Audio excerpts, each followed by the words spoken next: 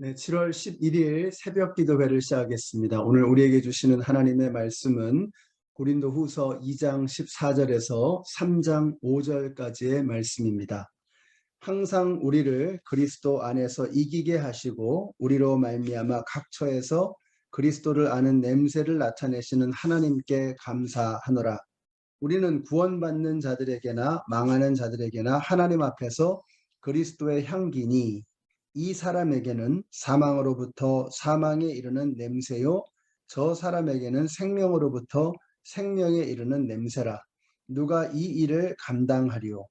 우리는 수많은 사람들처럼 하나님의 말씀을 혼잡하게 하지 아니하고 곧 순전함으로 하나님께 받은 것 같이 하나님 앞에서와 그리스도 안에서 말하노라. 우리가 다시 자천하기를 시작하겠느냐? 우리가 어찌 어떤 사람처럼 추천서를 너희에게 붙이거나 혹은 너희에게 받거나 할 필요가 있느냐? 너희는 우리의 편지라. 우리 마음에 썼고 무사람이 알고 읽는 바라.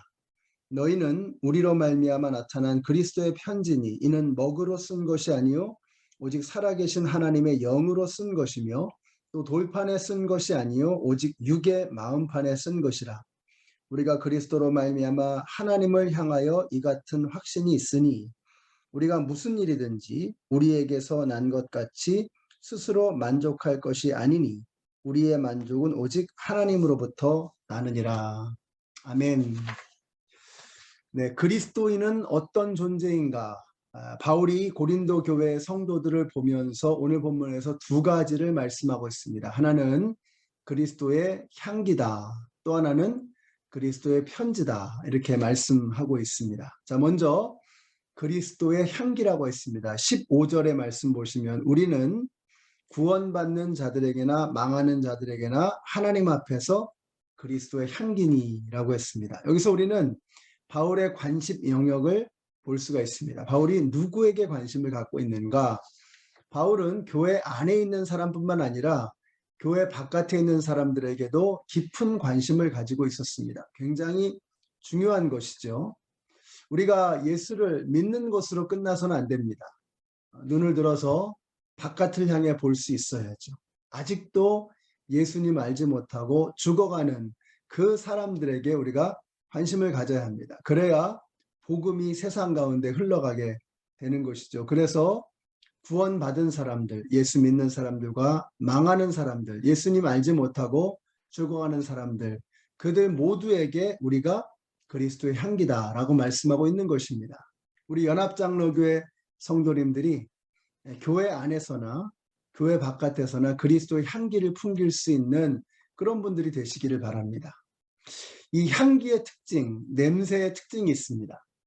제 방에는 조그만 냉장고가 하나 있는데요. 그 냉장고 안에 김치통이 있습니다. 근데 그 김치통을 아무리 밀봉을 해도 그 밀폐 용기인데 그 밀폐 용기를 그냥 냉장고 안에 두면 김치 냄새가 나요. 그래서 비닐으로 또 꽁꽁 묶습니다. 그래도 냄새가 여전히 납니다.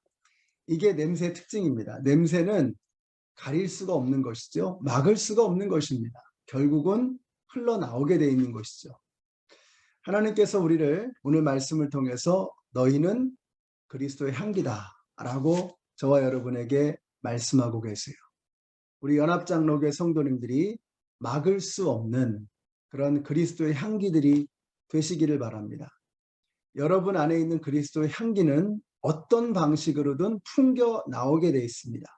내 속에 있는 것이 나오게 되어 있습니다. 내 안에 썩은 것이 있으면 나를 통해서 악취가 흘러나올 수밖에 없고 내 안에 그리스도의 생명이 있으면 나를 통해서 향기로운 그리스도의 생명의 향기가 나오게 되는 것이죠. 그것은 얄팍한 말 몇 마디로 해결될 문제가 아닙니다. 우리가 말을 아무리 거룩하게 하고 아무리 멋있는 단어를 써도 그 사람 속에 있는 그 사람의 내면에 있는 그것이 썩어 있는 것이라면 결국은 썩은 내가 날 수밖에 없는 것이죠. 근데 어떤 사람은 말 한마디도 안 해요. 그냥 옆에 앉아있기만 해도 향기가 나는 사람이 있습니다. 그냥 손만 잡아줘도 이 사람이 정말 나를 사랑해주고 있구나. 나를 이해해주고 있구나. 나를 아껴주고 있구나. 나를 소중하게 여기고 있구나 하는 것을 그냥 느낄 수가 있습니다. 이게 향기입니다.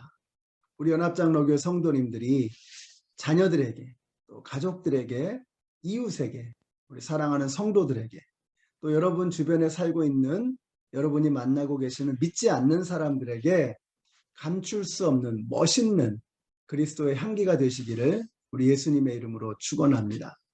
자, 두 번째로 바울이 강조하고 있는 것은 편지라고 했습니다.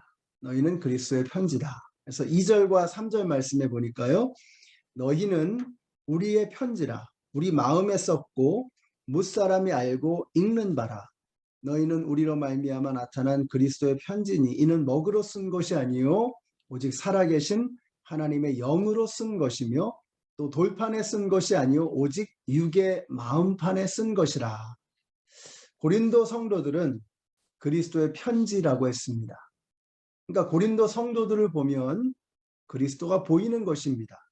여러분, 편지에는 그 사람의 마음이 담겨지죠. 그러니까 우리가 편지를 읽으면서 그 사람의 마음을 읽는 것입니다. 그러니까 편지를 대하면서 눈물을 흘리잖아요. 또 편지 때문에 기쁨을 얻잖아요. 왜 그래요? 그 편지를 통해서 그 편지를 보낸 사람을 만나는 거죠. 여러분, 우리를 그리스도의 편지라고 하셨습니다. 굉장히 부담되지 않습니까? 우리가 그리스도의 편지가 되어야 하는데 과연 우리가 그런가 하는 생각이 들지요. 그런데 우리 하나님께서 오늘 말씀을 통해서 사도 바울의 입술을 통해서 우리에게 말씀해 주시는 거예요. 너희는 그리스도의 편지다. 그러니까 너희를 통해서 나를 드러내기를 원한다라고 말씀하고 있는 것입니다.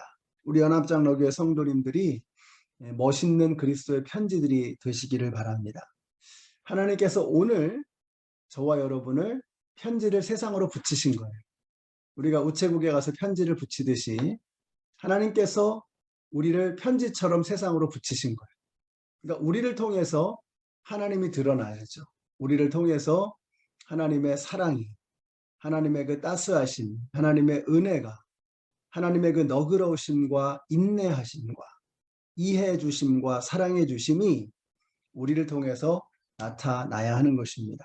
그러니까 오늘 여러분이 만나는 사람들에게 여러분은 책임감을 가지셔야 됩니다. 왜냐하면 하나님께서 저와 여러분을 그 사람에게 편지처럼 붙이신 거예요. 왜요? 하나님을 드러내시기 위해서. 그러니까 오늘 우리가 만나게 될 사람들을 여러분들이 가볍게 여기시면 안 됩니다. 소중하게 여기시고, 아, 하나님께서 나를 만나게 하셨구나. 내가 이 사람에게 보냄받은 하나님의 편지구나 하는 것을 여러분 기억하시고, 오늘 여러분이 만나게 될 그분들에게 예수님의 마음으로, 하나님의 마음으로 최선을 다해서 만나주시는 그리스도의 편지가 되주시기를 부탁드립니다. 우리 그리스도인들은 그리스도의 향기다. 우리는 그리스도의 편지다. 이번 한 주, 이제 월요일부터 이제 본격적으로 우리의 생활이 시작이 되는데요. 여러분 이번 한 주 동안에 그리스도의 향기로서, 그리스도의 편지로서 멋지게 살아가시는 이번 한 주간이 되시기를 예수님의 이름으로 축원합니다. 기도하겠습니다. 사랑의 하나님, 주님의 은혜에 감사를 드립니다. 오늘 이 말씀을 통해서 우리가 그리스도의 향기라는 사실, 또 그리스도의 편지라는 사실을 깨닫게 해주셔서 감사합니다. 우리가 가는 곳마다 그리스도의 생명의 향기를 풍기는 저희들 되게 하여 주시옵소서. 우리를 만나는 사람들마다 우리를 통해서 하나님의 사랑, 하나님의 은혜를 읽을 수 있도록 우리를 사용하여 주시옵소서. 예수님의 이름으로 기도드렸습니다. 아멘. 네, 이번 한 주는 참 부담을 좀 가지십시다. 우리가 그리스도의 향기로서 또 하나님의 편지로서 부담감을 가지고 그리고 뿌듯한 자부심을 가지고 한 주를 살아가시는 우리 성도님들이 되시기를 축복합니다.